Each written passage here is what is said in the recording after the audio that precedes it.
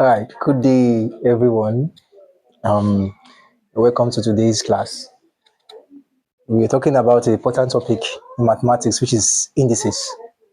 Now, indices is one of the aspects of mathematics that we feel many students have issues with. But before you can get to understand this topic, by the way, you must need to know the basic laws that governs indices as a topic.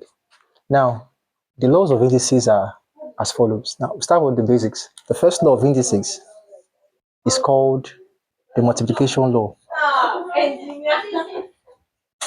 Now, the multiplication law is one aspect of the laws of indices. Now, for multiplication law, we are talking about having a term. If you have a exponent m multiplied by a exponent n, according to the multiplication law, we pick one of the base. The base are equal. Pick one of the base, then we add the powers. So we have a exponent m plus n. So this is basically the multiplication law of indices. We have the same base but different powers. You pick one of the base, then you add the powers of the index. Now, example can be in this form. If you have an example, we have 2 exponents 4 multiplied by 2 exponents 5. Now, from what you have, we realize that the base are the same. So we pick one of the base, then we add the index. So the index we have here is 4 plus 5, so which is 2 exponent 9. So this is basically one of the laws of indices. The multiplication law.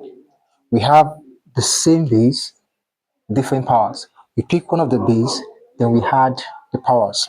So example has been given to, if you have 2 exponent 4 multiplied by 2 exponent 5, the base are the same. So we pick one of the base, then we add the index. So adding the index, we have 2 exponent 4 plus 5, which is equals 9. Now, the second law of indices is called the division law. Now, the division law work hand in hand with the multiplication law. It says that if we have 2 given base, a exponent n, you're dividing by an equal base but different exponents. We call the exponents power. Another word for exponent is power. So we have a exponent m divided by a exponent n. Now the bases are the same. You pick one of the base, but for division law, you apply subtraction. Now remember, for multiplication law, you apply addition to the base, while for division law, you apply subtraction to the powers. So for multiplication law, you apply addition to the powers, while for division, you apply subtraction for the powers. Now you pick one of the base. The base must be the same. You pick one of the base, then you subtract the powers. So you have m minus n. So for division law, realize that if the base are the same, the power can either be the same or different, irrespective of what you have as the index. You pick one of the base, which is the same, then you subtract the power. An example can be given as so. Example,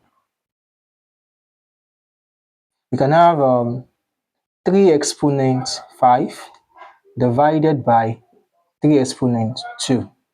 Now, according to the law of indices, of division law of indices, we realize that these bases are the same.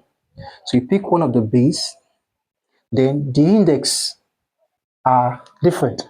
So what you need to just do is you apply the law where you have the division sign, making the power, the index to be subtraction. So you have 5 minus 2.